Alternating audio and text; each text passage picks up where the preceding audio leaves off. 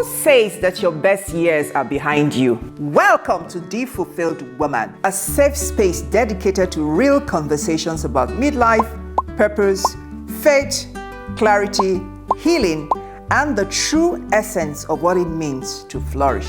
I am your host, Lady Chinye, the midlife reset queen. Here, we believe that fulfillment comes not from doing more, but from living a life that is authentic, whole, and present, irrespective of the season of life that you are currently navigating. So join me, let's navigate this journey together. Welcome to The Fulfilled Woman. Today we are talking about women's economic empowerment. And I would say women's economic empowerment is not a women's issue. It is a development, governance, and democracy issue.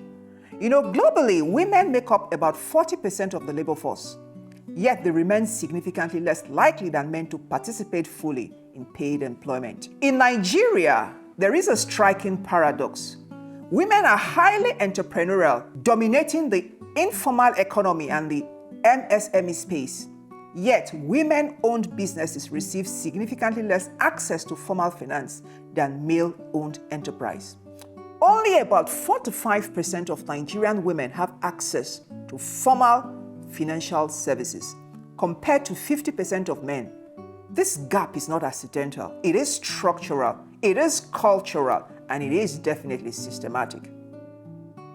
I would like to speak to some key barriers to women's economic participation in Nigeria in this episode. The first, the burden of unpaid care work. A woman's career trajectory is fundamentally different from that of a man. Our career trajectories have interactions with the labor market and are largely affected by our child rearing and caregiving responsibilities. All over the world, the responsibility of caring for the child falls on the lap of the woman, and this will come at the time of full launch of a career. For many women, the prime bearing years of childbearing are between the ages of 30 and 32, and this falls predominantly at a time where careers must be launched. As a result, many women face career breaks, interruptions, discontinuity, most often creating a hidden tax on their professional advancement. Now, I'd like to speak to a personal experience. After the birth of my first child, I took a career break which spanned a number of years. When I attempted to re-enter the workforce, the formal workforce, I was told that I was unemployable. There was no recognition of caregiving as a productive labor, no pathways for re-entering, and no flexibility. And this was in the era before the AI, where internet made information accessible. So this made my climb back up even steeper.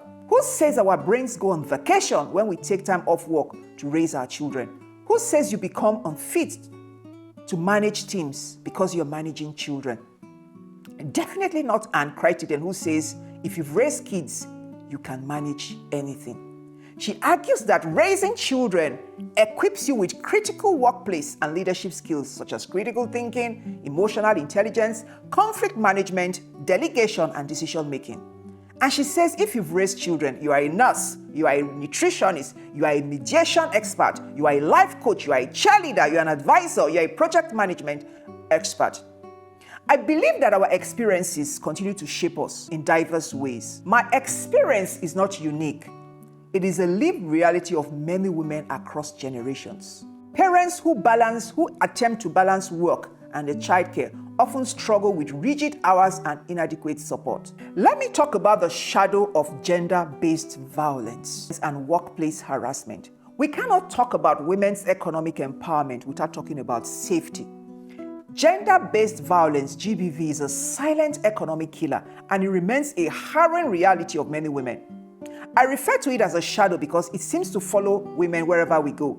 According to WHO, between 16% and 50% of women will experience violence in their lifetime simply because of their gender. And gender-based violence affects not just a woman's physical safety, it affects her emotional well-being, it affects her mental health and her confidence. It affects her willingness to show up, take up risk, or lead. How can a woman show up in places that she considers unsafe? When women are unsafe, they cannot thrive economically. Harassment and violence shatter self-esteem and mental well-being, make it impossible for women to show up for high-level engagements or leadership. These barriers are not just social, they are systematic. There's financial and digital exclusion for women, limited access to finance.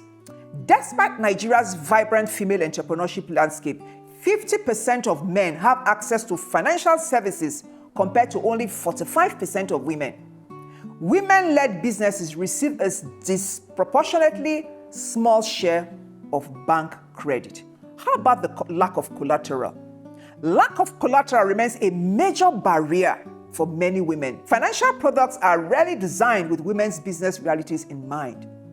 Access to capital remains one of the major barriers or a determining factor of whether a business survives, scales, or collapses. There's also digital exclusion. Digital access is the new economic gateway, yet many women are digitally excluded. Now, I want to talk about the invisible barrier, what I call the invisible barrier or the psychological frontier, the mindset. While we talk about or fight structural barriers, we must also address the internalized limitations.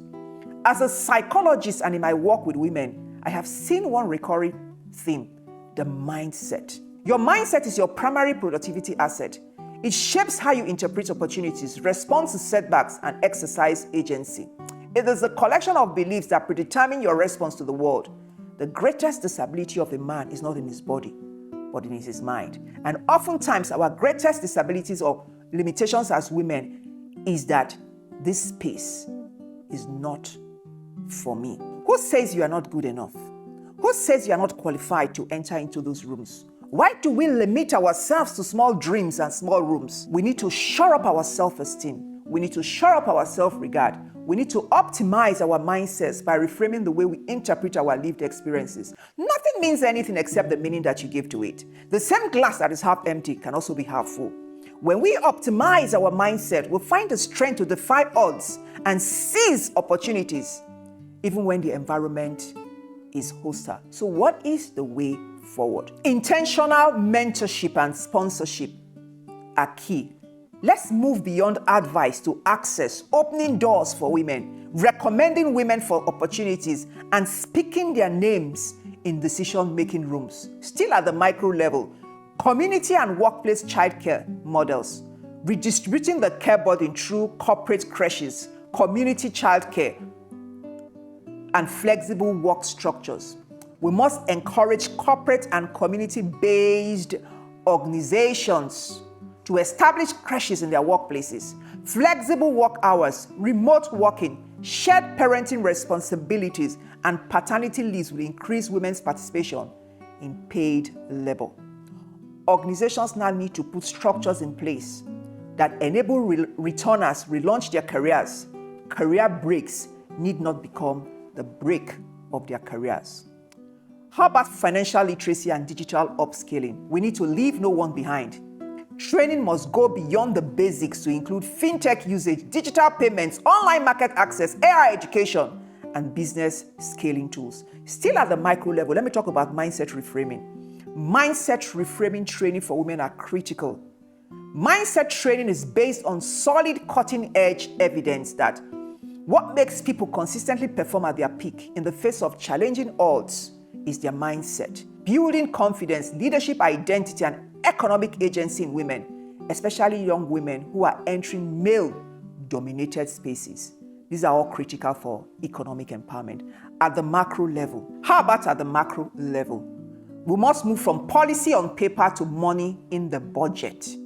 Access to finance reforms, incentivizing banks through tax reliefs to lend to women-owned businesses. Expand low-interest credit lines for women entrepreneurs. There should be legal and legislative reforms that strengthen women's ability to own land and inheritors' rights to enable them to provide collateral and build generational wealth. Safety, healthcare, and social protection must be in place. No to gender-based violence. And I say no to gender-based violence. Economic empowerment without safety nets. Women's economic empowerment is not a favor. It is a necessity.